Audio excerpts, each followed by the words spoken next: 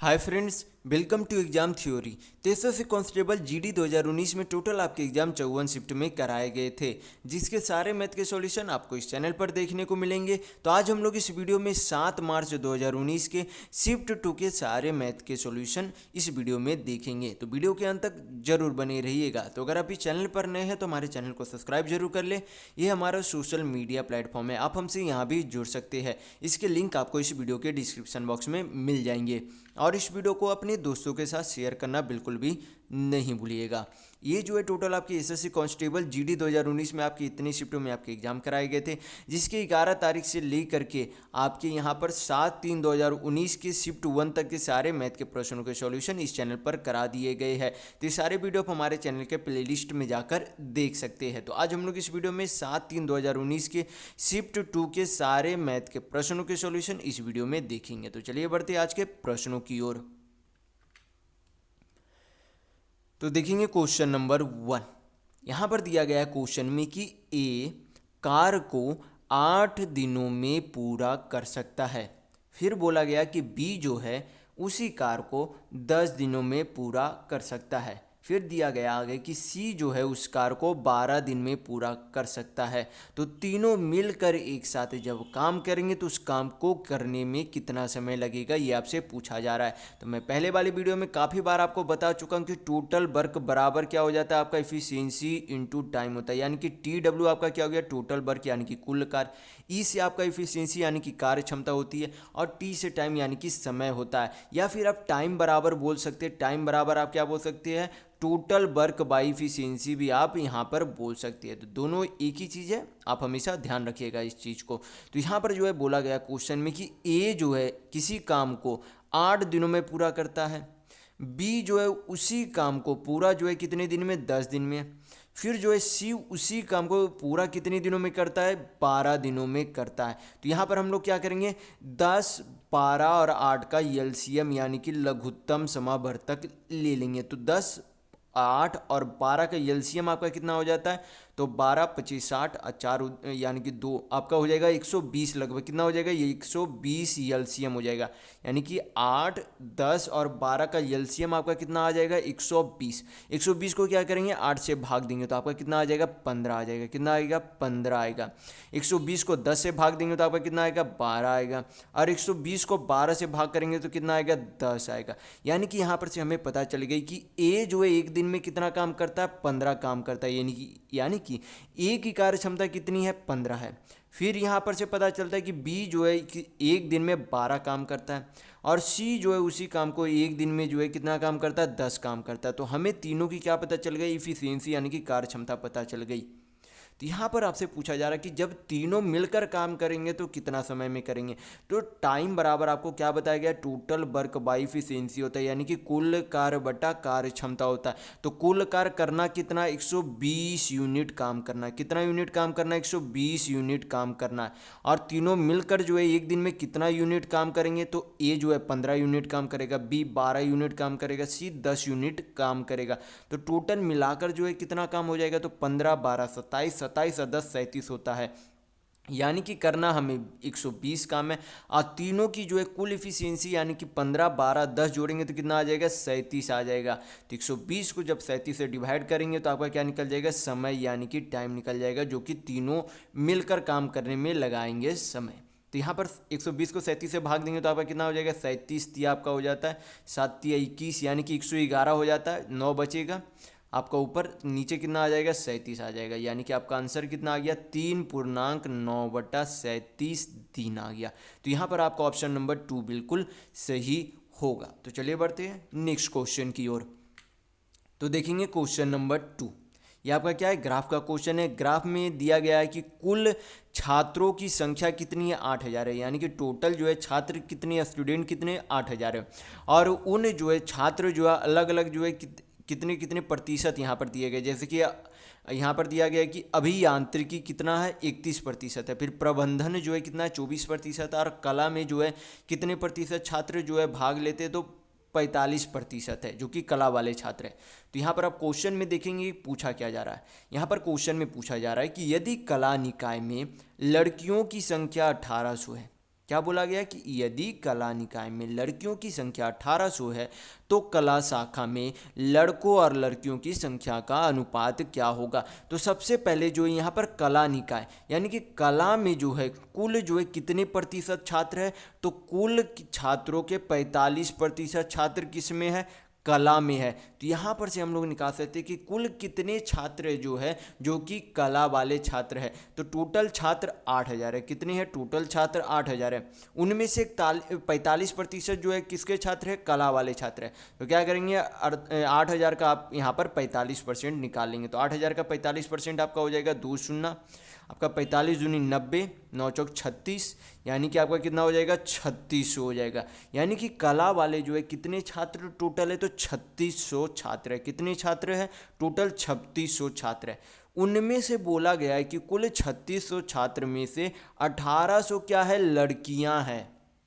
यानी कि टोटल जो है कला वाले छात्र कितने हैं, 3600। उनमें से उस 3600 में 1800 क्या है, लड़कियों की संख्या है। तो लड़के की संख्या कितनी हो जाएगी, 3600 में से 1800 जाएगा तो कितना बचेगा, 1800 बचेगा। यानी कि कला में लड़कों की संख्या कितनी है, तो 1800, और उसमें लड़कियों की संख्या कितनी है, 1800 ही है। दोनों का रेशियो पूछा जा रहा है तो 1800 1800 चला जाएगा। यानी कि लड़कों और लड़कियों की संख्या का अनुपात कितना आ जाएगा, 1:1, यानी कि 1:1 आएगा। तो यहाँ पर आपका ऑप्शन नंबर 1 बिल्कुल सही होगा। तो अगर आपको वीडियो पसंद आ रहा है तो लाइक करते जरूर चलिएगा, लाइक करना कंपलसरी है, तो लाइक जरूर कर लीजिएगा। तो चलिए बढ़ते हैं नेक्स्ट क्वेश्चन की ओर। तो देखेंगे क्वेश्चन नंबर 3। यहाँ पर क्वेश्चन में दिया गया कि पहले 15 प्राकृतिक संख्याओं का औसत यानी कि एवरेज कितना होगा, ये आपसे पूछा जा रहा है। तो यहाँ पर आपको याद रखना है कि जब भी लगातार मतलब कि प्रथम लगातार प्राकृतिक संख्याओं का औसत पूछे, लगातार प्राकृतिक संख्याओं का यानी कि शुरुआत से जब प्रथम लगातार प्राकृतिक संख्याओं का औसत यानी कि एवरेज पूछे, तब उनका फार्मूला क्या हो जाता है, तो फार्मूला होता है n+1/2 होता है। n आपका क्या हो जाता है, नंबर ऑफ टर्म होता है। क्या हो जाता है आपका, नंबर ऑफ टर्म, यानी कि वो टर्म जितने बार चलेगा। जैसे कि यहाँ पर जो है 15 प्राकृतिक संख्या पूछी जा रही है, यानी कि यहाँ पर n का मान कितना हो जाएगा, 15 हो जाएगा। तो ये आपको हमेशा फार्मूला ध्यान रखना है कि प्रथम लगातार प्राकृतिक संख्याओं का औसत जो है कि औसत का फार्मूला क्या होता है, n+1/2 होता है। तो यहाँ पर औसत पूछा गया तो n का वैल्यू कितना है, 15। 15 एक आपका कितना हो जाएगा, 16। 16/2, 2 को 16 से 16 को 2 से काटेंगे तो कितना आ जाएगा, 8 आ जाएगा। यानी कि प्रथम जो है पहले 15 प्राकृतिक संख्याओं का औसत यानी कि एवरेज कितना आ गया, 8 आ गया। यानी कि यहाँ पर आपका ऑप्शन नंबर 1 बिल्कुल सही होगा। तो चलिए बढ़ते हैं नेक्स्ट क्वेश्चन की ओर। तो देखेंगे क्वेश्चन नंबर 4। यहाँ पर क्वेश्चन में दिया गया है कि एक कक्षा में लड़कियों और लड़कों का अनुपात 9:11 है। कितना बोला गया कि लड़कियों यहाँ पर जो है शुरुआत में क्या है, लड़कियां, यानी कि लड़कियों की संख्या कितने यूनिट है, 9 यूनिट है, और लड़कों की संख्या का कितने यूनिट है, 11 यूनिट है। फिर बोला गया कि यदि कक्षा में 45 लड़कियां हैं तो लड़कों की संख्या ज्ञात करें। तो यहाँ पर से हमें पता चला कि इस कक्षा में जो है कुल कितने यूनिट लड़कियां थी, 9 यूनिट, और जो है नंबर में यानी कि संख्या में जो है कितने लड़कियां थी, टोटल 45 लड़कियां थी। यानी कि 9 यूनिट का वैल्यू कितना है, 45 है। तो यहाँ पर से 1 यूनिट का वैल्यू आ जाएगा। तो 1 यूनिट का वैल्यू यहाँ पर कितना हो जाएगा, 9 से काटेंगे 45 को तो 5 बार में चला जाएगा। यानी कि 1 यूनिट का वैल्यू कितना आ गया, 5 आ गया। हमें क्या चाहिए, लड़कों की संख्या चाहिए। तो लड़कों की संख्या यूनिट में कितनी थी, 11 यूनिट थी। तो 1 यूनिट का वैल्यू 5 है, तो 11 यूनिट का वैल्यू निकालने के लिए क्या करेंगे, 5 से 11 में गुना कर देंगे। तो आपका कितना हो जाएगा, 11×5 = 55। यानी कि कक्षा में जो है लड़कों की संख्या कुल कितनी थी, तो 55 थी। तो यहाँ पर आपका ऑप्शन नंबर 1 बिल्कुल सही होगा। तो चलिए बढ़ते हैं नेक्स्ट क्वेश्चन की ओर। तो देखेंगे क्वेश्चन नंबर 5। यहाँ पर दिया गया है क्वेश्चन में कि पाइप ए एक टैंक को 5 घंटे में पूरी तरह से भर सकता है। हालांकि टैंक में छिद्र होने के कारण टैंक भरने में 3 घंटा और लगते हैं। यानी कि बोला गया कि जब भरने वाला पाइप खोला जाता है तब टंकी को पूरा भरने में 5 घंटा लेता है, लेकिन जब जो है भरने वाला मान लीजिए कि नल खुला हुआ है और वहाँ पर जो है एक छिद्र से भी पानी क्या हो रही है, लीक हो रही है। यानी कि एक जो है मान लीजिए कि एक भरने वाला नल है, एक खाली करने वाला नल है, और जब दोनों को खोल दिया जाता है तब 3 घंटे और लगते हैं। यानी कि पहले अगर 5 घंटा लग रहा था तो उसमें 3 घंटे और लगते हैं। यानी कि जब दोनों नल को खोल दिया गया तो 5 घंटे जब पहले लगते थे तो उसमें 3 घंटे और, यानी कि अब 8 घंटे लगते हैं।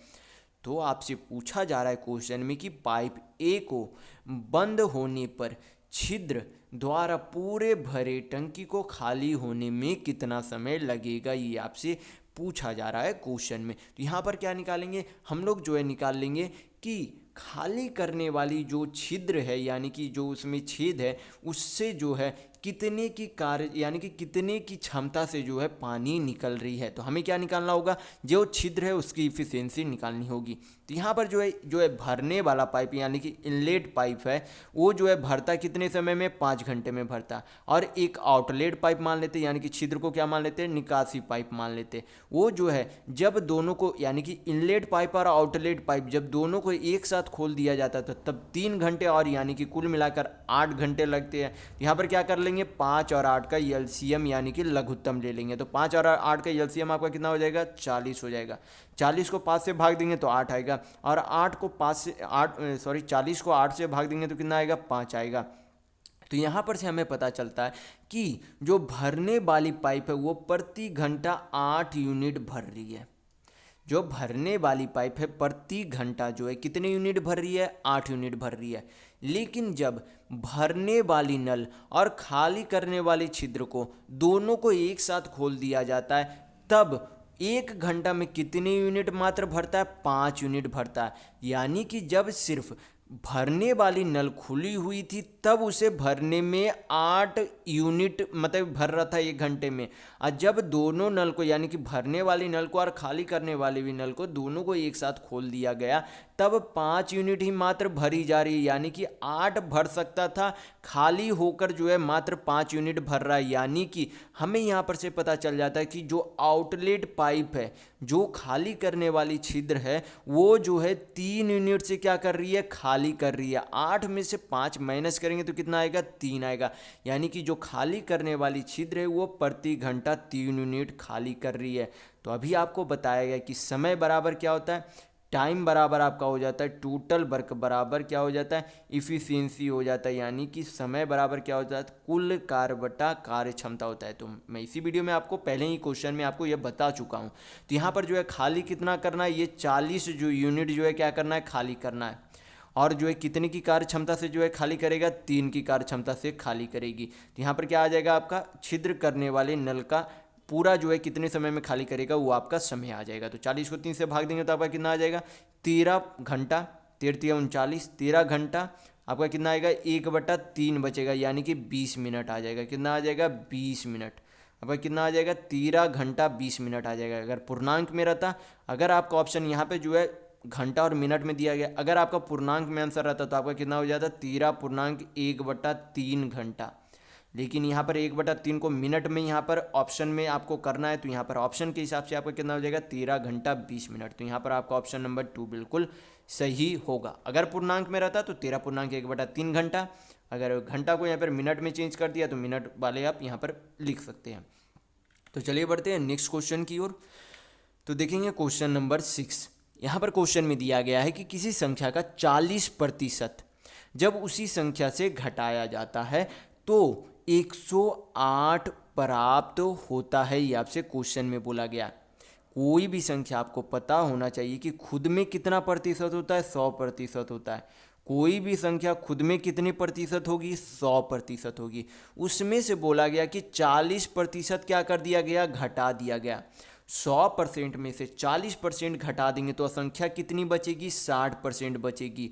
और बोला गया कि उस संख्या का 60% जो है कितना है, 108 है। उस संख्या का 60% कितना है, 108 है। हमें चाहिए क्या, वह संख्या चाहिए, यानी कि हमें 100% का वैल्यू चाहिए। तो यहाँ पर क्या करेंगे, यहाँ पर जो है 3 से काट लेते। तो यहाँ पर कितने बार में चला जाएगा, 3 से 20। यहाँ पर 3 से काटेंगे तो 3 तिया 9 आपका हो जाएगा, 3 छक 18 हो जाएगा। हमें चाहिए क्या, 100% चाहिए, तो 5 से गुना कर देंगे दोनों तरफ। क्या करेंगे, 5 से गुना कर देंगे तो कितना हो जाएगा, इधर 100% का वैल्यू कितना हो जाएगा, 36 25 180 हो जाएगी। यानी कि वो संख्या कितनी थी, 180, यानी कि 180 थी। तो यहाँ पर आपका ऑप्शन नंबर 4 बिल्कुल सही होगा। तो चलिए बढ़ते हैं नेक्स्ट क्वेश्चन की ओर। तो देखेंगे क्वेश्चन नंबर 7। तो यहाँ पर क्वेश्चन में यहाँ पर जो है ध्यान देने लायक है कि क्वेश्चन में जो आपसे पूछा जा रहा है कि लगभग कौन सा जो है, लगभग कौन सी संख्या जो आनी चाहिए, यानी कि जो आपका आंसर आएगा किस में आएगा, अप्रॉक्स में आएगा। यहाँ पर निश्चित वैल्यू नहीं आएगा। यहाँ पर जो भी इसे सिंप्लीफाई करेंगे उसमें निश्चित मान नहीं आएगा। जो भी आपका मान आएगा लगभग यानी कि अप्रॉक्स में मान आएगा। तो यहाँ पर जो है सबसे पहले ये कहा सिंप्लीफिकेशन है। सिंप्लीफिकेशन बनाने के लिए आपको बॉडमास थ्योरम पता होना चाहिए। तो मैं पहले वाली वीडियो में काफ़ी वीडियो में आपको बता चुका कि बॉडमास थ्योरम क्या होता है। तो मैं इस वीडियो में स्किप कर रहा हूँ कि बॉडमास थ्योरम क्या होता है। तो चलिए इस वीडियो को, इस क्वेश्चन को हम लोग हल कर लेते हैं। तो सबसे पहले क्या करेंगे, यहाँ पर भाग है, भाग का पहले हल करेंगे तो कितना हो जाएगा, 5830 बटा कितना हो जाएगा, 364 होगा। कितना होगा, 364 इंटू हमें क्या चाहिए, अप्रॉक्स में वैल्यू चाहिए।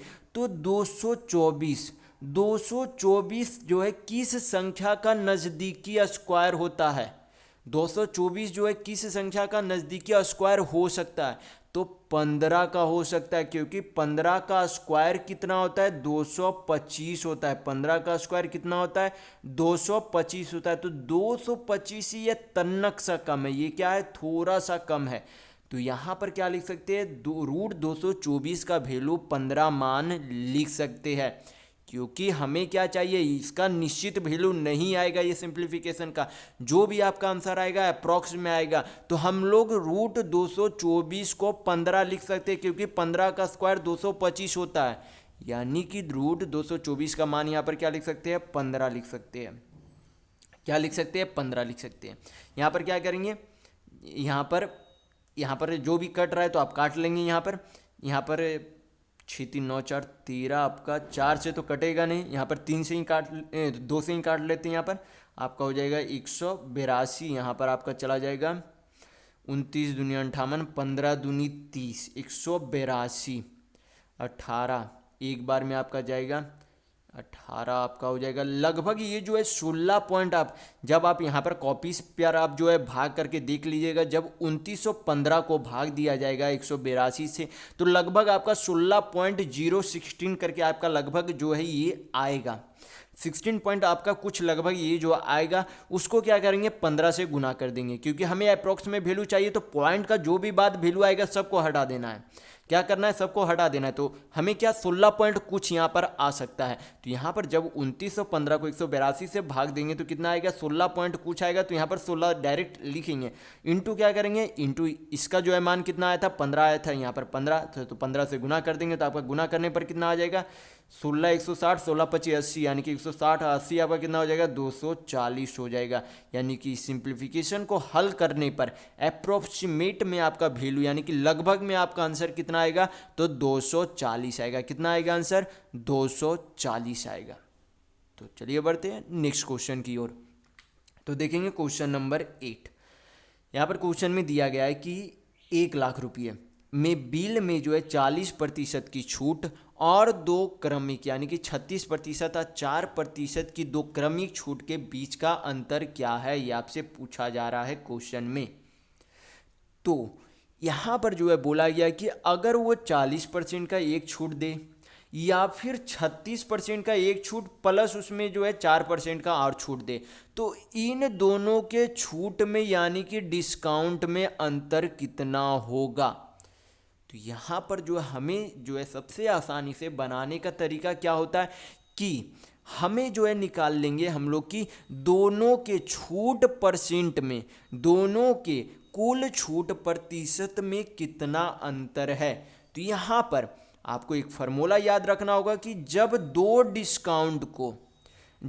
दो छूट को 1% छूट में बदलना हो, यानी कि 1% यानी कि 1 नंबर परसेंट में यानी कि जैसे कि यहाँ पर एक जो है छूट 36% है, एक छूट 4% है, तो हमें उसे एक छूट में लाना है कि अगर इसे जो है कुल मिलाकर कितना प्रतिशत जो है छूट दिया गया।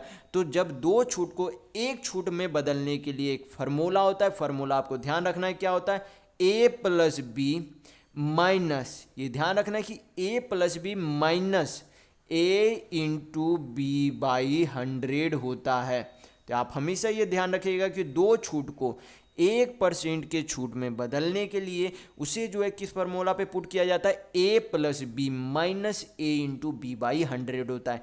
ए यानी कि पहला छूट, बी यानी कि दूसरा छूट यहाँ पर हम बोल सकते हैं। तो यहाँ पर जो है एक छूट कितना था 36%, दूसरा छूट 4%, यानी कि ए प्लस बी तो 36 प्लस 4 यानी कि 40%।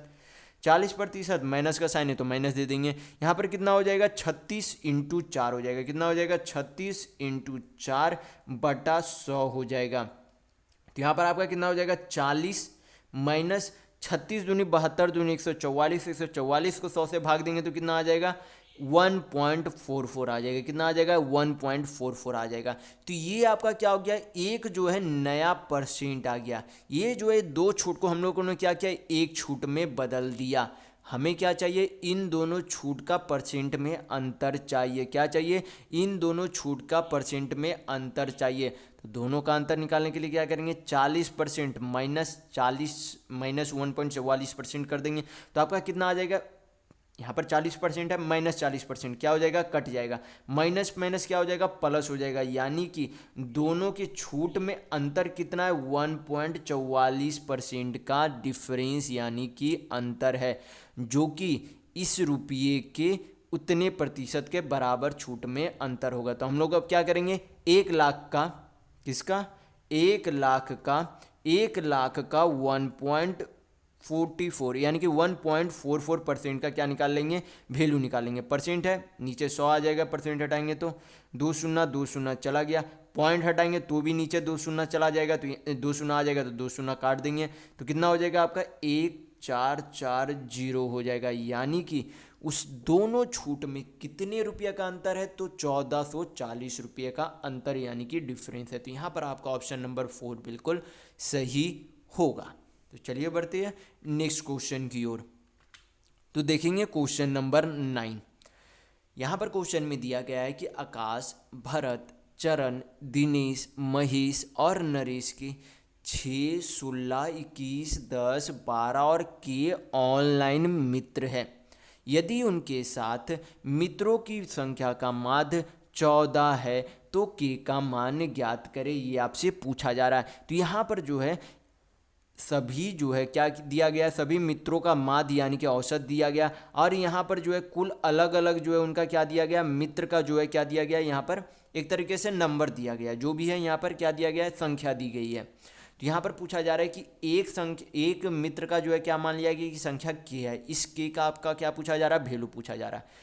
तो यहाँ पर क्या करेंगे, माध्य दिया गया है तो सभी दोस्तों का यानी कि मित्रों का क्या निकाल सकते हैं, योग निकाल सकते हैं। टोटल कितने मित्र थे, तो 3 3 6 मित्र थे, यानी कि टोटल जो है मित्रों के अंकों यानी कि संख्याओं का योग कितना हो जाएगा, तो 14। टोटल माध्य 14 है, टोटल संख्या 6 है, गुना करेंगे योग आ जाएगा। तो 14 6 कितना हो जाएगा, 84 हो जाएगा। कितना हो जाएगा, 84 हो जाएगा। उनमें से 5 दोस्तों का क्या दिया गया, 5 दोस्तों का नीचे से संख्या दी गई है। तो 8400 में से जब उन 5 संख्याओं का योग को माइनस कर देंगे तो क्या निकल जाएगा, के का मान निकल जाएगा। तो यहाँ पर क्या कर लेते, सभी को जोड़ लेते, तो 16 6 22, 22 है 21 आपका हो जाएगा, 21 दूनी 42 43, 43 10 आपका 53, 53 और 12 आपका कितना हो जाएगा, 53 और 12 आपका कितना हो जाता है, 65 हो जाता है। तो आप क्या करेंगे, 84 को 65 से माइनस करेंगे तो के का वैल्यू आपका आ जाएगा। तो 84 में से 65 गया तो आपका कितना हो जाएगा, आपका 19 हो जाएगा। कितना हो जाएगा, 19 हो जाएगा, यानी कि के का वैल्यू कितना आ गया, 19 आ जाएगा। तो यहाँ पर आपका ऑप्शन नंबर 3 बिल्कुल सही होगा। तो चलिए बढ़ते हैं नेक्स्ट क्वेश्चन की ओर। तो देखेंगे क्वेश्चन नंबर 10। यहाँ पर क्वेश्चन में दिया गया है कि 100 मीटर लंबी ट्रेन 60 किलोमीटर प्रति घंटा की गति से चल रही है। इसके समानांतर पथ पर एक खड़ी 150 मीटर लंबी एक दूसरी ट्रेन को पार करने में कितने सेकंड यानी कि कितना समय लगेगा, ये आपसे पूछा जा रहा है। तो मैं पहले वाली वीडियो में काफ़ी बार बता चुका कि समय बराबर आपका क्या हो जाता है, दूरी बटा चाल होता है। समय बराबर आपका क्या होता है, दूरी बटा चाल, यानी कि टाइम बराबर डिस्टेंस बाई स्पीड होता है। तो आप हमेशा ध्यान रखिएगा। तो यहाँ पर जो है दूरी, समय निकालना है तो टोटल दूरी हमें निकालनी होगी। तो एक ट्रेन की लंबाई कितनी है, 100 मीटर, और दूसरा ट्रेन जो कि खड़ा यानी कि स्थिर स्थिति में है तो उसका ट्रेन की लंबाई कितना है, 150 मीटर है। तो यानी कि कुल दूरी कितनी हो गई, 100 मीटर प्लस 150 मीटर, यानी कि कुल दूरी 250 मीटर हो गई। कितनी हो गई कुल दूरी, 250 मीटर, यानी कि 250 मीटर हो गई। और उससे जो है पार करने के लिए उसकी जो है चाल कितनी है, 60 किलोमीटर प्रति घंटा चाल है। कितनी चाल है, 60 किलोमीटर प्रति घंटा चाल है। तो यहाँ पर जो आपकी चाल है किस में है, किलोमीटर प्रति घंटा में है, लेकिन जो यहाँ पर दूरी दी गई है उस किस में है, मीटर में है। तो यहाँ पर हमें क्या चेंज करना होगा कि किलोमीटर प्रति घंटा के चाल को मीटर पर सेकेंड में चाल को चेंज करना होगा। तो किलोमीटर प्रति घंटा की चाल को मीटर पर सेकेंड में चेंज करने के लिए किससे गुना करते हैं, 5/18 से। किससे गुना करते हैं, 5/18 से गुना करते हैं। तो 18 कहाँ चला जाएगा, ऊपर चला जाएगा। कहाँ चला जाएगा, ऊपर चला जाएगा। कैलकुलेशन कर लेंगे तो आपका आंसर आ जाएगा। तो कैलकुलेट कर लेते हैं हम लोग। यहाँ पर 0 0 चला गया, 6 तिया 18 आपका यहाँ पर कट गया, 5 से काटेंगे तो 25 5 बार में चला गया, यानी कि 5 तिया आपका कितना हो गया, 15 हो गया। यानी कि कुल कितना समय लगेगा उस ट्रेन को, यानी कि स्थिर वाले ट्रेन को पार करने में, तो 15 सेकेंड का समय लगेगा। तो यहाँ पर आपका ऑप्शन नंबर 3 बिल्कुल सही होगा। तो चलिए बढ़ते हैं नेक्स्ट क्वेश्चन की ओर। तो देखेंगे क्वेश्चन नंबर 11। ये आपका क्या है, ग्राफ का क्वेश्चन है। ग्राफ मैं आपको इस वीडियो में समझा चुका हूँ कि क्या है। तो यहाँ पर क्वेश्चन में देखेंगे कि क्या पूछा जा रहा है। तो यहाँ पर क्वेश्चन में पूछा जा रहा है कि यदि अभियांत्रिकी अनुभाग में लड़कों और लड़कियों का बीच का अनुपात 3:2 यानी कि 3:2 है, तो अभियांत्रिकी शाखा में लड़कों की संख्या कितनी है, ये आपसे पूछा जा रहा है। तो सबसे पहले यहाँ पर जो हम लोग क्या निकालेंगे कि अभियांत्रिकी अनुभाग में जो है कुल कितने छात्र है। टोटल छात्र जो है कितने, 8000 है। टोटल छात्र कितने, 8000 है। उनमें से 31% क्या है, अभियांत्रिकी है। तो क्या निकालेंगे, 31% निकाल लेंगे कि अभियांत्रिकों में जो है टोटल कितने छात्र हैं। हल कर लेंगे, 2 0 2 0 चला गया, 8 8 या 24, यानी कि 248, यानी कि 2480 जो है क्या है टोटल जो अभियांत्रिकी में छात्र हैं। कितने हैं, 2480। उनमें से लड़कों और लड़कियों का जो है अनुपात कितना है, 3:2 है। कितना अनुपात है, 3:2 है। यानी कि टोटल जो है कितने हैं, 5 है। टोटल कितने हैं, 5 है। तो यहाँ पर से क्या निकल जाएगा, 1 यूनिट का वैल्यू निकल जाएगा। जब टोटल कितने यूनिट है, लड़कों और लड़कियों की कुल संख्या का कितने यूनिट है, 5 यूनिट है। तो टोटल जो है 2480 है, उसमें से 5 से भाग करेंगे तो 1 यूनिट का वैल्यू निकल जाएगा। पूछा क्या जा रहा है, लड़कों की संख्या पूछी जा रही है। तो लड़का जो है कितना यूनिट है, 3 यूनिट है।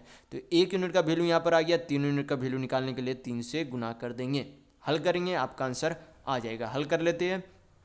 आपका 5 से काटेंगे तो 5 चौक 20, 5 9 45 आपका हो गया, 3 5 6 30 आपका हो गया। गुना करेंगे 496 को 3 से गुना करेंगे तो आपका 6 तिया 18, 9 तिया 27, 1 28, 2 4 तिया 12, 2 14 आ गया। यानी कि अभियांत्रिकी में लड़कों की जो है कुल संख्या कितनी है, 1488 है। तो यहाँ पर आपका ऑप्शन नंबर 4 बिल्कुल सही होगा। तो चलिए बढ़ते हैं नेक्स्ट क्वेश्चन की ओर। तो देखेंगे क्वेश्चन नंबर 12। ये आपका क्या है, सिंप्लीफिकेशन का क्वेश्चन है। तो चलिए इसे हल कर लेते हैं। तो सबसे पहले यहाँ पर दिया गया है कि 486 का होल स्क्वायर भाग 27 का होल स्क्वायर भाग है। तो यहाँ पर इसे जो है इस तरीके से हम लोग लिख सकते हैं कि 486 भाग है, तो भाग को नीचे करके यहाँ पे लिख सकते हैं बटा 27 का होल स्क्वायर लिख सकते हैं। क्योंकि क्या है, 486 पर भी होल स्क्वायर है, 27 पर भी होल स्क्वायर है। तो हम लोग क्या लिख सकते हैं, 486 बटा 27 पर होल स्क्वायर लिख सकते हैं। इंटू क्या है, 15 है। इंटू क्या है, 15 है। और इस जो है बड़े ब्रैकेट को इस पूरे संख्या को किससे भाग देना है, 12 से भाग देना है। यानी कि ये जो है पूरा इस तरीके से लिखा जा सकता है। हल करेंगे, आपका आंसर आ जाएगा। 27 से कट रहा है तो काट लेंगे यहाँ पर। 27 1 आपका हो गया, 27 आपका 7 8 56, यानी कि 8 बार में चला जाएगा। तो आपका कितना हो जाएगा, 18 का स्क्वायर, यानी कि कितना हो जाएगा, 18 स्क्वायर है तो 2 बार 18 लिख देंगे। इंटू 15 बटा नीचे कितना है आपका, 12 है। हल कर लेंगे यहाँ पर तो 6 दूनी 12, 6 तिया 18 आपका हो गया। यहाँ पर हो जाएगा 2 यहाँ पर हो गया 9। तो आपका कितना आ जाएगा, 9 तिया 27 इंटू 15, यानी कि 15 दूनी 30, 15 सत्ते 75 से, यानी कि 300 और 105 आपका कितना हो जाएगा, 405 हो जाएगा। कितना हो जाएगा, 405 हो जाएगा। यानी कि सिंप्लीफिकेशन को हल करने पर आपका आंसर कितना आया, 405। तो यहाँ पर आपका ऑप्शन नंबर 1 बिल्कुल सही होगा। तो चलिए बढ़ते हैं नेक्स्ट क्वेश्चन की ओर। तो देखेंगे क्वेश्चन नंबर 13। यहाँ पर क्वेश्चन में दिया गया है कि एक हैंडी कैम रिकॉर्डर 44,000 में 10% के लाभ पर बेचा गया है। कोई हैंड रिकॉर्डर है, उसे 10% के लाभ पर कितने में बेचा गया, 44,000 में बेचा गया। तो आपसे पूछा जा रहा है कि यदि इसे 42,000 रुपये में, यानी कि 44,000 के जगह अगर इसे 42,000 रुपये में बेचता तो उसे कितना प्रतिशत का लाभ होता। तो हमें क्या निकालना होगा, यहाँ पर से हमें निकालना होगा सीपी का वैल्यू। क्या निकालना होगा, सीपी यानी कि क्रय मूल्य का वैल्यू निकालना होगा। तो यहाँ पर सबसे पहले 10% को फ्रैक्शन में चेंज करेंगे तो कितना हो जाएगा, 1/10 हो जाएगा। मैं पहले वाली वीडियो में काफ़ी बार बता चुका हूँ कि परसेंट को फ्रैक्शन में किस तरीके से चेंज किया जाता है। जैसे कि 10% है, परसेंट हटाएंगे तो नीचे कितना आ जाएगा, 100 आ जाएगा। 1 चला गया, यानी कि 10% को हम लोग क्या लिख सकते हैं, 1/10 लिख सकते हैं। 10% को क्या लिख सकते हैं, 1/10 लिख सकते हैं। तो यहाँ पर से पता चलता है कि 10 यूनिट की कोई वस्तु को 1 यूनिट के लाभ में बेच दिया गया है। क्या किया गया है कि 10 यूनिट की कोई वस्तु को 1 यूनिट के लाभ में बेच दिया गया, यानी कि उस वस्तु को कितने यूनिट में बेच दिया गया, 10 यूनिट का सामान 11 यूनिट में बेच दिया गया, यानी कि उस सामान को 11 यूनिट में बेचा गया। 10 यूनिट का कोई सामान 1 यूनिट के लाभ में बेचा गया, यानी कि 10 का सामान 11 में बेचा गया, यानी कि 11 यूनिट में बेचा गया। तो यहाँ पर 44,000 को 11 से भाग दे देंगे तो कितना आ जाएगा, 4,000 आ जाएगा। यानी कि 1 यूनिट का वैल्यू कितना आ गया, 4,000 आ गया। हमें क्या चाहिए, सीपी यानी कि क्रय मूल्य चाहिए। तो सीपी कितने यूनिट था, 10 यूनिट था। तो 10 से गुना कर देंगे तो क्या निकल जाएगा, सीपी यानी कि क्रय मूल्य आ जाएगा। तो क्रय मूल्य आपका कितना हो गया, 40,000 हो गया। यानी कि उस हैंड रिकॉर्डर का जो है क्रय मूल्य कितना था, 40,000 था।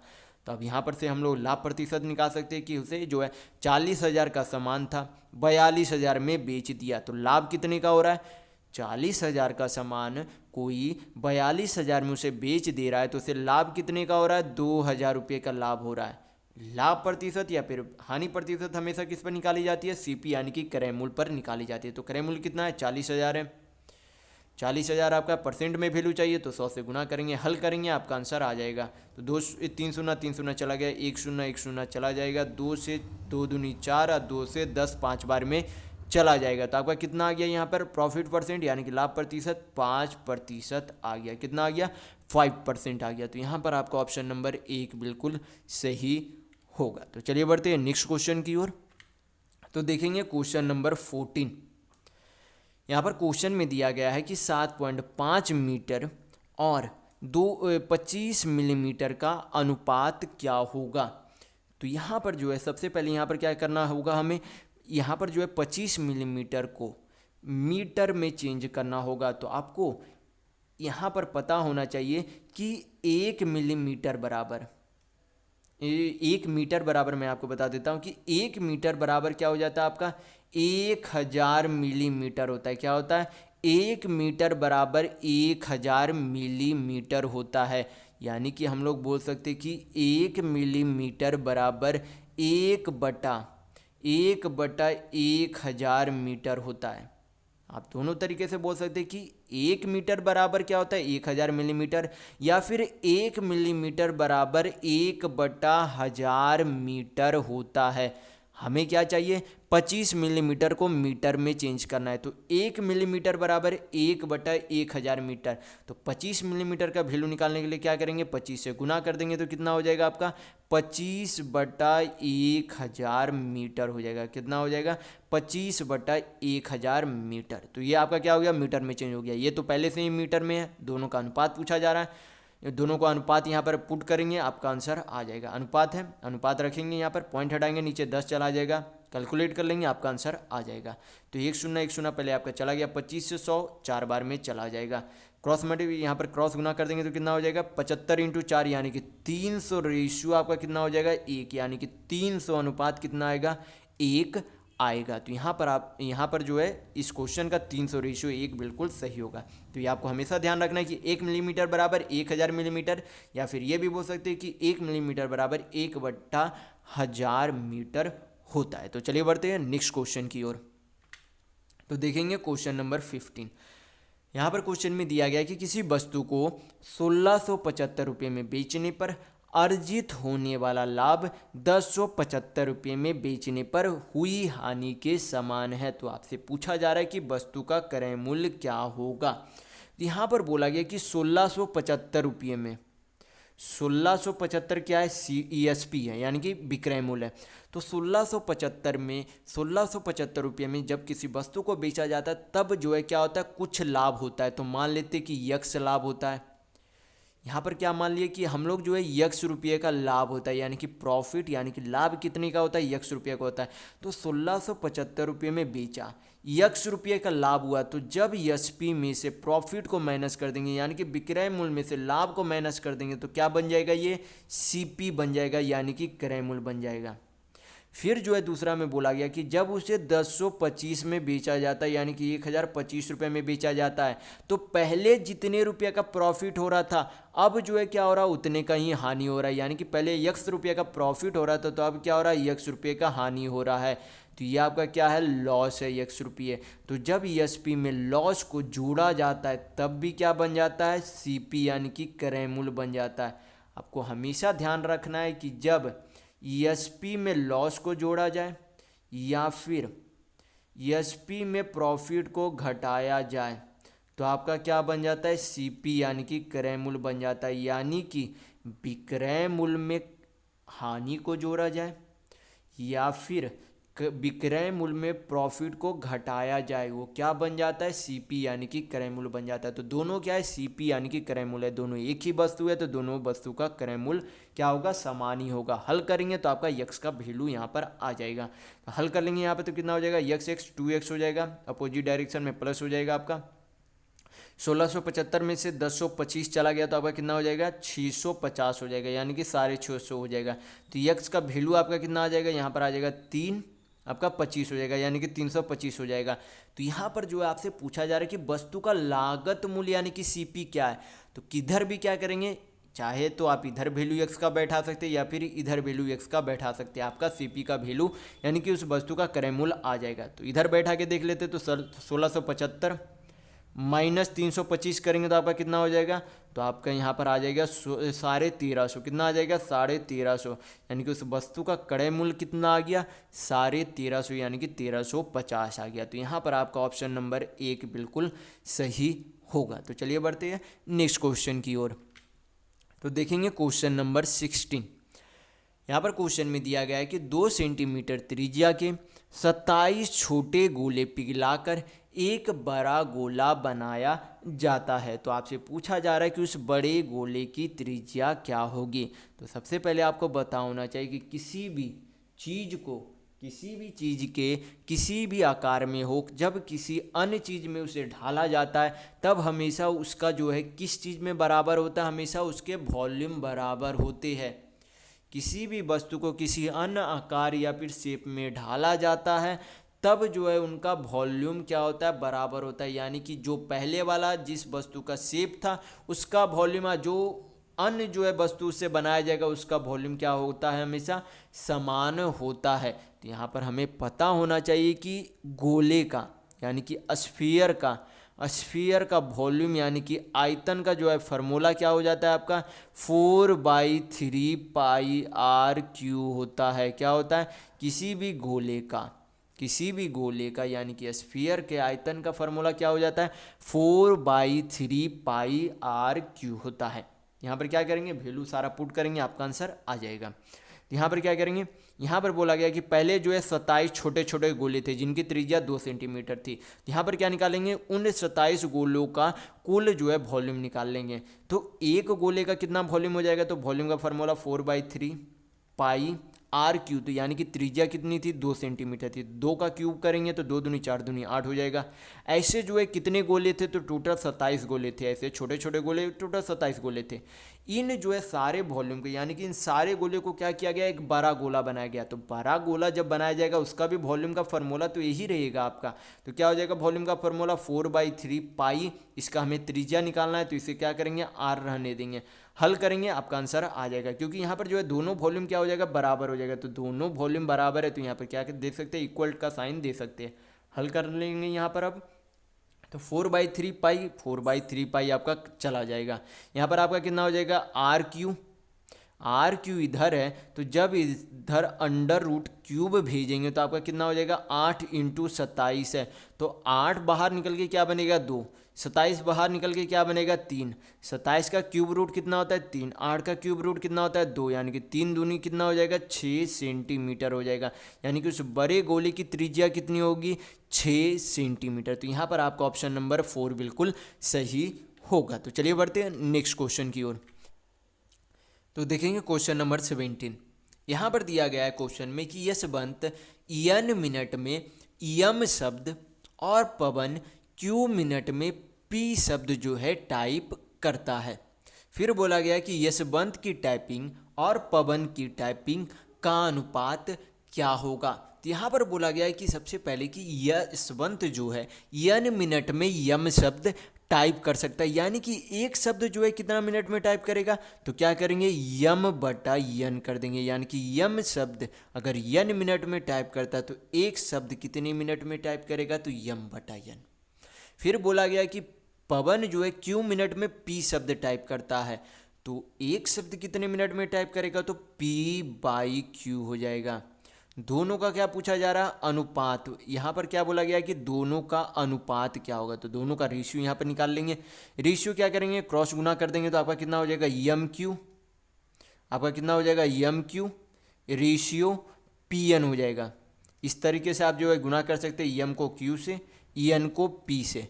बटा में आपका ऑप्शन में आंसर दिया गया तो बटा में इसे रेशियो को बटा में हम लोग लिख सकते हैं mq/pn लिख सकते हैं। तो आपका आंसर क्या आ जाएगा, ऑप्शन नंबर यहाँ पर आपका 2 बिल्कुल सही होगा। तो चलिए बढ़ते हैं नेक्स्ट क्वेश्चन की ओर। तो देखेंगे क्वेश्चन नंबर 18। यहाँ पर क्वेश्चन में दिया गया है कि किसी कार्यालय में कर्मचारियों का मासिक औसत वेतन 22,000 है, अफसरों का औसत वेतन 28,000 है। जो अफसर नहीं है उनका जो है औसत वेतन यानी कि प्रति महीने यानी कि औसत वेतन ही क्या है, 13,000 रुपये है।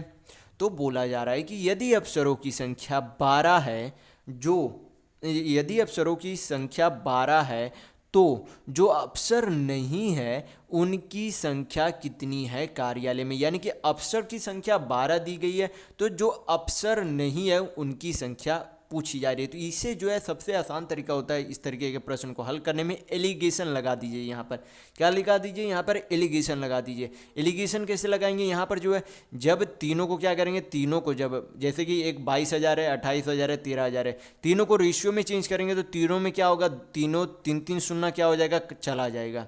क्या हो जाएगा, 3-3 शून्य चला जाएगा। तो यहाँ पर 3-3 शून्य क्या करेंगे, काट देंगे। 3-3 शून्य सभी में क्या है, कॉमन है। 3-3 शून्य हटा देंगे सभी को। यहाँ पर बोला गया कि अफसरों का औसत वेतन कितना है, 28 है। मान लेते कि 28 यूनिट है अफसरों का औसत वेतन। और यहाँ पर जो अफसर नहीं है उनका औसत वेतन कितना है, 13 है। और कुल मिलाकर जो है, कुल मिलाकर अफसर और जो अन्य व्यक्ति है उनका औसत वेतन कितना है, 22,000 है। कितना है, 22,000। तो यहाँ पर क्या करेंगे, यहाँ पर जो है क्रॉस डिफरेंस निकाल लेंगे। क्या निकाल लेंगे, क्रॉस डिफरेंस निकाल लेंगे। डिफरेंस यानी कि बड़ी संख्या को छोटी संख्या से माइनस करेंगे। तो बड़ी संख्या को छोटी संख्या से माइनस करेंगे तो क्या करेंगे, 22 में से 13 जाएगा तो आपका कितना हो जाएगा, 9 हो जाएगा। कितना हो जाएगा, 9 हो जाएगा। और बड़ी संख्या इधर जो है 13 इधर माइनस करेंगे तो डिफरेंस यानी कि बड़ी संख्या में से छोटी संख्या माइनस करना है तो 28 में से 22 जाएगा तो आपका कितना आ जाएगा, 6 आ जाएगा। यानी कि यहाँ पर आपका आ गया कि अफसर यानी कि ये ऑफिसर, ये यहाँ पर मान लेते हैं नॉन ऑफिसर। तो ऑफिसर का अनुपात में यहाँ पर कितना यूनिट आ गया, और यहाँ पर जो है नॉन ऑफिसर यानी कि जो ऑफिसर नहीं है उनका अनुपात में यूनिट आ गया। कट रहा है तो काट लेंगे, 3 × 9, तीन दूनी 6, यानी कि कुल ऑफिसर में से 3 यूनिट क्या थे, कुल में से 3 यूनिट ऑफिसर थे, और नॉन ऑफिसर यानी कि जो ऑफिसर नहीं थे वो कितने यूनिट थे, 2 यूनिट थे। तो यहाँ पर दिया गया कि अफसर की संख्या कितनी है, 12 है, यानी कि इस 3 यूनिट का वैल्यू, इस 3 यूनिट का वैल्यू कितना है, 12 है। इस 3 यूनिट का वैल्यू कितना है, 12 है। 3 यूनिट का वैल्यू कितना है, 12 है। तो यहाँ पर से क्या निकाल सकते हैं, 1 यूनिट का वैल्यू। तो 1 यूनिट का वैल्यू कितना हो जाएगा, 3 चौक 12। हमें क्या चाहिए, जो ऑफिसर नहीं थे। तो जो ऑफिसर नहीं थे वो टोटल कितने यूनिट थे, 2 यूनिट थे। तो 1 यूनिट का वैल्यू अगर 4 है तो 2 यूनिट का वैल्यू निकालने के लिए क्या करेंगे, 4 से 2 में गुना कर देंगे। तो कितना हो जाएगा, 8 हो जाएगा। यानी कि जो ऑफिसर नहीं थे उनकी संख्या कितनी थी, 8 थी। तो इस क्वेश्चन का सही आंसर क्या होगा, 8। तो चलिए बढ़ते हैं नेक्स्ट क्वेश्चन की ओर। तो देखते हैं क्वेश्चन नंबर 19। यहाँ पर दिया गया है क्वेश्चन में कि कोई राशि 2 वर्ष में 9 गुना होने के लिए चक्रवृद्धि ब्याज की दर कितनी प्रतिशत होनी चाहिए, ये आपसे क्वेश्चन में पूछा जा रहा है। तो यहाँ पर जो है एक बेसिक सा फार्मूला होता है चक्रवृद्धि ब्याज का, यानी कि कंपाउंड इंटरेस्ट का। क्या हो जाता है, प्रिंसिपल यानी कि मूलधन इंटू 1 प्लस R/100 पर पावर टी इक्वल क्या हो जाता है, आपके अमाउंट यानी कि मिश्र धन के बराबर होता है। ये आपका एक सिंपल सा फार्मूला, अगर आप चक्रवृद्धि ब्याज बढ़ेंगे तो सबसे पहले आपको ये फार्मूला बताया जाता है। तो यहाँ पर जो एक बेसिक सा फार्मूला, इसे जो है बेसिक से ही बनाएंगे तो आप इसे आसानी से हल कर सकते हैं। इसे जो आसानी से बनाया जा सकता है इसे बेसिक से ही।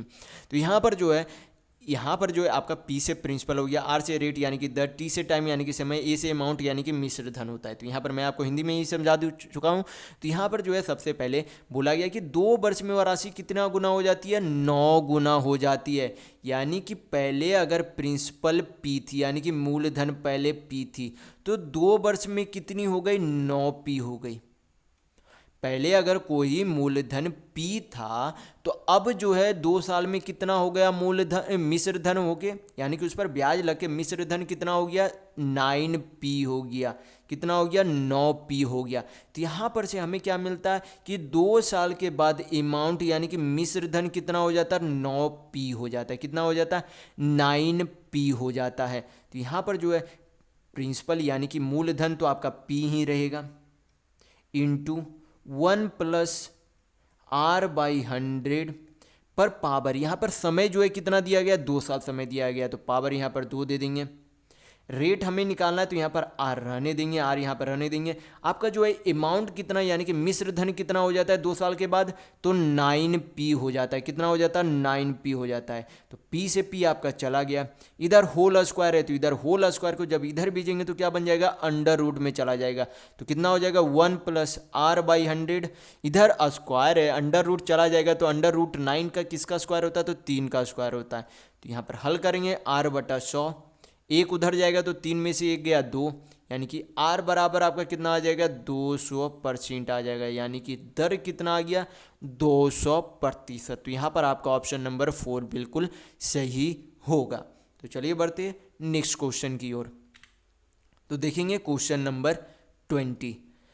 यहाँ पर क्वेश्चन में दिया गया है कि 2 संख्याएं 2:3 यानी कि 2:3 के अनुपात में है।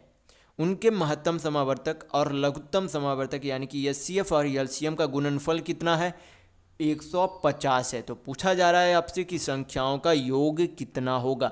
तो आपको इस तरीके के प्रश्न में एक फार्मूला होता है जो कि आपको ध्यान रखना होता है। फार्मूला क्या हो जाता है आपका, LCM इंटू HCF बराबर दोनों संख्याओं का गुणनफल होता है। क्या होता है, दोनों संख्याओं का गुणनफल होता है। यानी कि LCM यानी कि लघुत्तम समावर्तक, HCF यानी कि महत्तम समावर्तक, यानी कि लघुत्तम समावर्तक इंटू महत्तम समावर्तक बराबर होता है किसके, दोनों संख्याओं के गुणज के बराबर होता है। तो दोनों यहाँ पर जो है लघुत्तम और महत्तम का गुणज यानी कि LCM इंटू HCF का गुणनफल कितना दिया गया, 150। यानी कि यहाँ पर वैल्यू कितना हो जाएगा, 150 हो जाएगा। और पहली संख्या दूसरी संख्या यूनिट में वैल्यू कितना दिया गया, यहाँ पर 2 यूनिट, यहाँ पर 3 यूनिट। यानी कि टोटल जो है गुना करेंगे, दोनों संख्याओं को गुना करना है तो कितना हो जाएगा, 2 यूनिट है 3 यूनिट है, यानी कि टोटल कितना हो जाएगा, अगर ये 2 यूनिट है ये 3 यूनिट है तो टोटल कितना हो जाएगा, 3 दूनी 6 यूनिट स्क्वायर हो जाएगा। कितना हो जाएगा, 6U स्क्वायर हो जाएगा।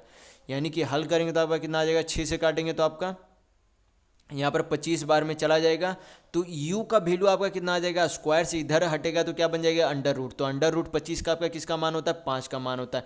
यानी कि 1 यूनिट का वैल्यू कितना आ गया, 5 आ गया। पूछा क्या जा रहा है, दोनों संख्याओं का योग पूछा जा रहा है। तो दोनों संख्याओं का यूनिट में योग कितना होगा, एक यूनिट, एक संख्या 2 यूनिट है, दूसरी संख्या 3 यूनिट है, दोनों संख्याओं का योग यूनिट में कितना है, तो 3 और 2 5 यूनिट है।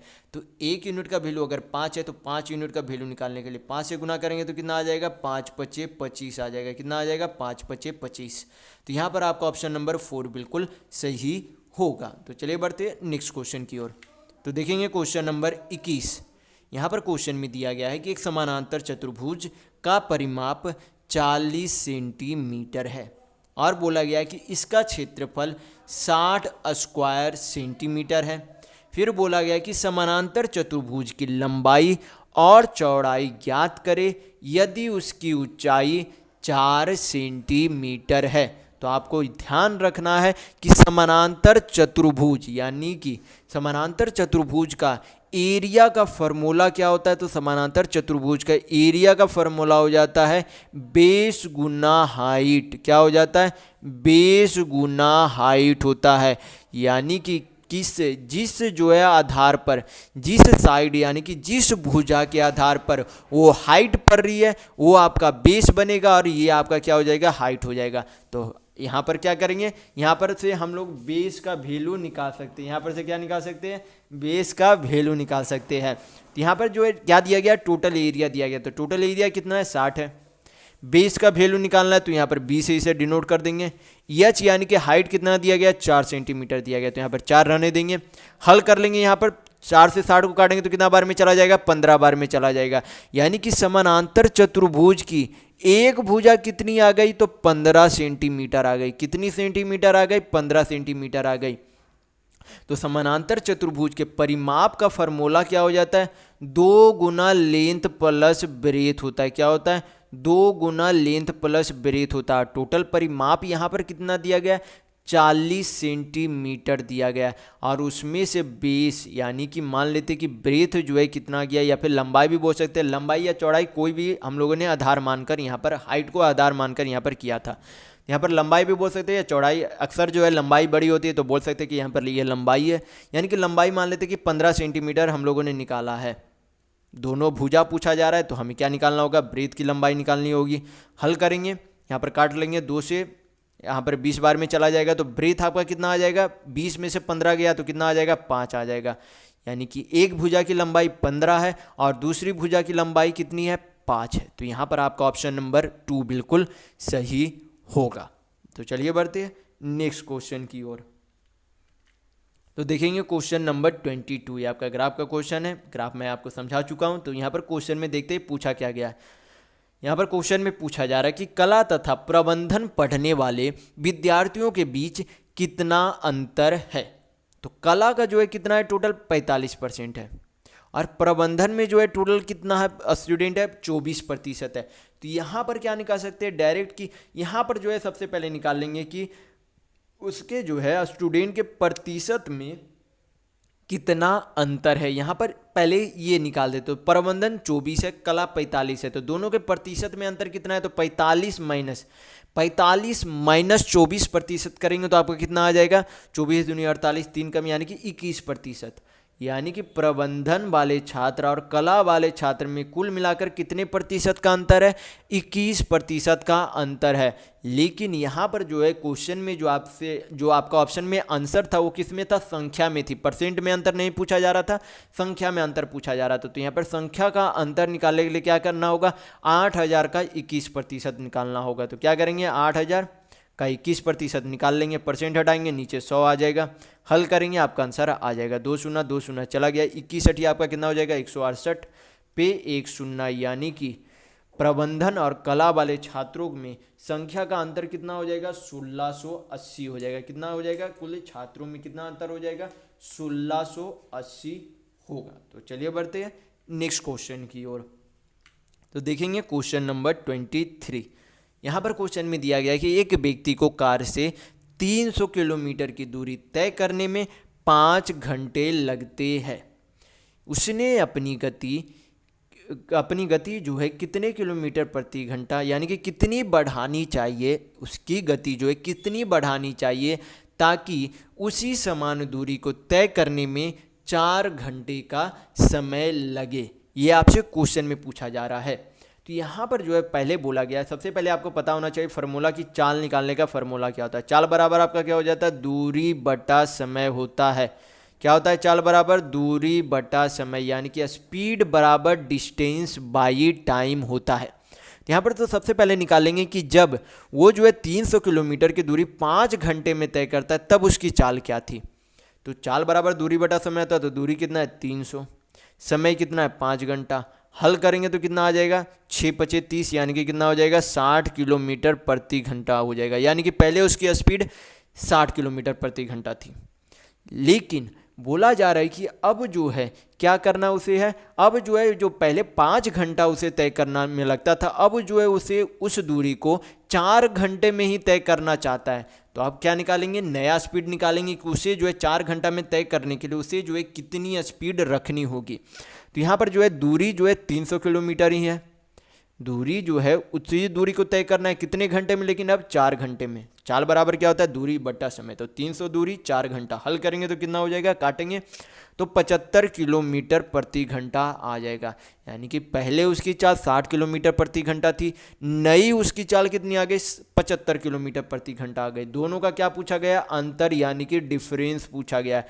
तो दोनों के चाल का अंतर कितना हो जाएगा, तो 75 माइनस 60 तो कितना हो जाएगा 15 किलोमीटर प्रति घंटा दोनों के चाल का अंतर होगा। तो यहाँ पर आपका ऑप्शन नंबर 1 बिल्कुल सही होगा। तो चलिए बढ़ते हैं नेक्स्ट क्वेश्चन की ओर। तो देखेंगे क्वेश्चन नंबर 24। यहाँ पर क्वेश्चन में दिया गया कि यदि साधारण ब्याज के अंतर्गत 3000 रुपये की राशि 2 वर्षों में 3600 रुपये हो जाती है, तो आपसे पूछा जा रहा है कि ब्याज का दर कितना होगा। तो 3000 ये जो दिया गया, क्या दिया गया प्रिंसिपल यानी कि मूलधन, और 3600 क्या दिया गया अमाउंट दिया गया है। तो आपका सिंपल इंटरेस्ट निकालने का क्या तरीका होता है, अमाउंट माइनस प्रिंसिपल होता है, यानी कि साधारण ब्याज बराबर मिश्र धन माइनस मूलधन होता है। तो मिश्र धन माइनस मूलधन यानी कि 3600 माइनस 3000 करेंगे तो कितना हो जाएगा, तो 3600 माइनस कितना हो जाएगा 3600 माइनस 3000 करेंगे तो कितना हो जाएगा 600 हो जाएगा। यानी कि 2 साल में कुल कितना साधारण ब्याज बनता है 600 रुपया साधारण ब्याज बनता है। कितने साल में, 2 साल में। तो यहाँ पर से हम लोग निकाल सकते हैं कि 1 साल में कितने साधारण ब्याज बना होगा। 2 साल का अगर साधारण ब्याज यानी कि साधारण ब्याज यानी कि सिंपल इंटरेस्ट 600 रुपये है, तो 1 साल का निकालने के लिए क्या करेंगे 2 से भाग देंगे तो आपका कितना आ जाएगा 300 आ जाएगा।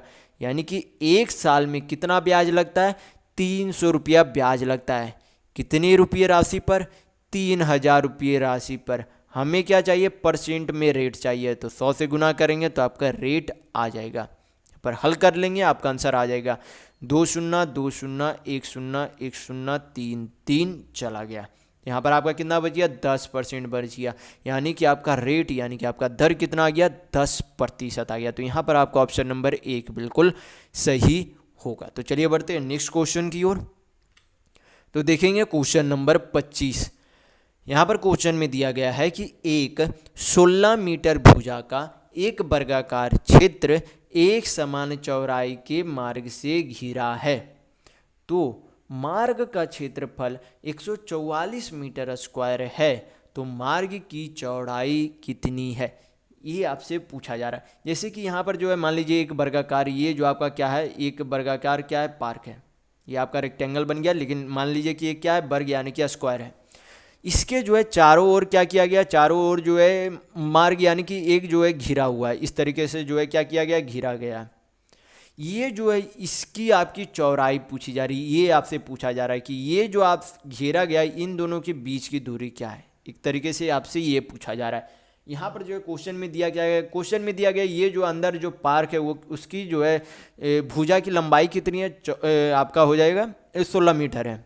क्वेश्चन में दिया गया है कि ये जो पार्क है जो कि वर्ग नुमाकार है उसकी जो है भुजा कितनी है 16 मीटर है, और ये जो मार्ग है ये जो आपका जो रास्ता है उसका टोटल क्षेत्रफल यानी कि टोटल एरिया कुल क्षेत्रफल जो है कितना दिया गया 144 मीटर स्क्वायर दिया गया।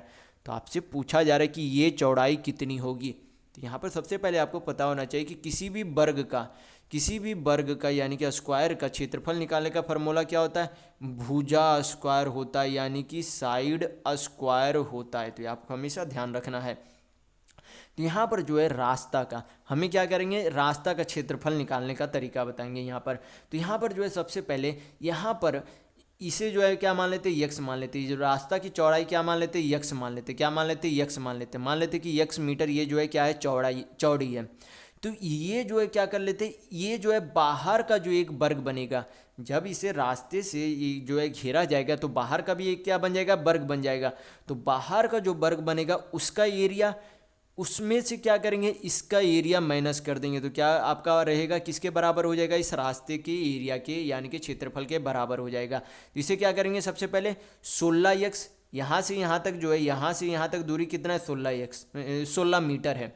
और इधर आपका 1x इधर 1x इधर, यानी कि टोटल कितना हो जाएगा, 2x हो जाएगा। यानी कि ये जो है टोटल चौड़ाई कितनी हो जाएगी, 16 + 2x हो जाएगी।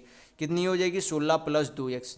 जिसका क्या करेंगे, 16 + 2x का क्या हो जाएगा, एरिया निकालने के लिए ये जो आपका क्या आ गया, बाहर का साइड, हमें एरिया निकालना है तो स्क्वायर करेंगे। तो ये आपका क्या आ गया, बाहर वाले स्क्वायर का एरिया आ गया। उसमें से क्या करेंगे, अंदर वाले, ये जो है अंदर वाले वर्ग का एरिया माइनस करेंगे। तो अंदर वाले वर्ग का एरिया कितना हो जाएगा, तो 16 का स्क्वायर हो जाएगा। कितना हो जाएगा, 16 का स्क्वायर हो जाएगा। और इन दोनों का जब अंतर निकालेंगे तो किसका निकल जाएगा एरिया, इस रास्ते का एरिया निकल जाएगा। और इस रास्ते का एरिया कितना दिया गया, 144 मीटर दिया गया। कितना दिया गया, 144 मीटर दिया गया है।